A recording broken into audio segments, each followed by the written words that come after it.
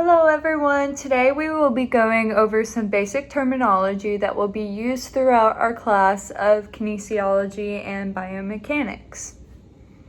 Now our first basic terminology will be over the anatomical planes and movements. As we can see here, we have the sagittal plane, transverse plane, and frontal plane. Now that we have seen the planes, we are going to go over the movements that happens in each plane. So first we are going to start in the sagittal plane with flexion. Now sagittal plane completely cuts your body in half. In the sagittal plane, we will be going over flexion and extension. Now flexion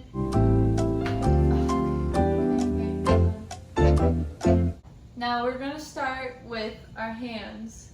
This is flexion, this is extension. As you can tell, flexion is the form of me bending a certain limb, but extending is stretching out that muscle farther back. Now with the elbow and the shoulder for flexion and extension, as we're staying in this sagittal plane, we will be flexing the bicep, but as we're going down, I am then extending it. So flexing and extending. And now with the shoulder, we are going to be flexing and extending. Now we'll be going over the neck and the lower back. So the neck, for flexion, we're going down, and then we're extending, down, then extending. Now for flexion on the lower back, we will be going flexion, extension, almost as for an extension, almost as we're doing a straight leg deadlift. So we're here, and I'm extending that back. So after all of that, we're going to go straight to the hips and the knees. So with the hips, I am flexing almost as if I am punting a football. So I'm flexing and I'm bringing it back, which is an extension. Almost as if I was going for a long jump approach. I'm flexing to reach, then I'm here and I'm extending so I can jump off. So now we will be working with the knee. So this is flexion, almost as if I'm pulling it up so I can get a good stretch, and then I'm bringing it down for extension. The last terminology for the sagittal plane is dorsiflexion and plantar flexion. So for dorsiflexion, I'm going to take off the sandals, sorry. We're going to go up almost as if we're running. This is probably one of the best ways to have good running form is a dorsiflexion. So I'm here, here, here, here. As you can see, I'm dorsiflexing, pushing it up and then driving my knee back down. As you can tell, this is still within that sagittal plane. Now for plantar flexion, I'm going up, almost like you're on your tiptoes, and we just do a little variation on your tiptoes. Now we are moving on to the transverse plane. The transverse plane cuts your body in half from your legs to your upper body.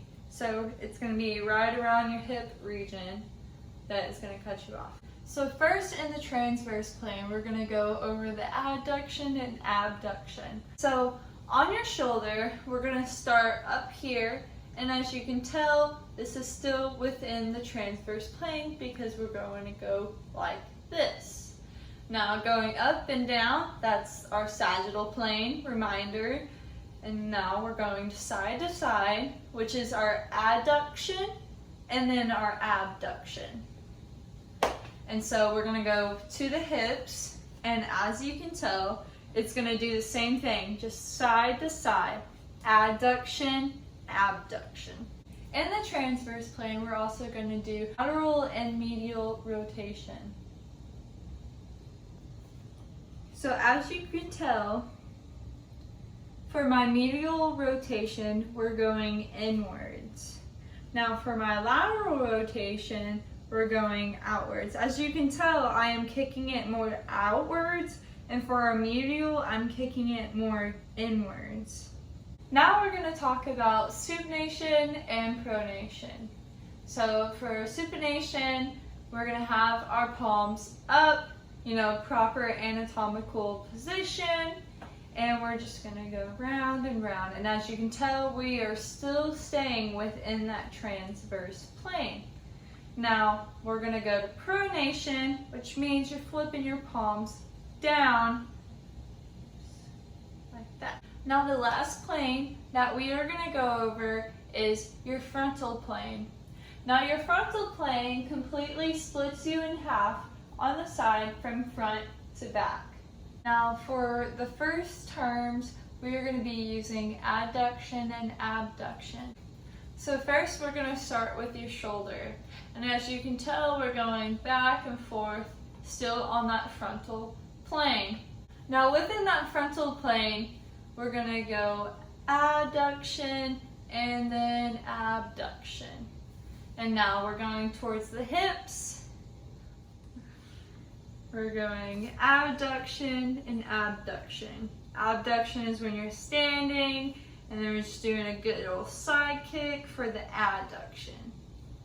Now finally is the elevation and depression. So we're going to do our shoulder as an example. So going upward is elevation, going downward is depression. So almost like an elevator going up.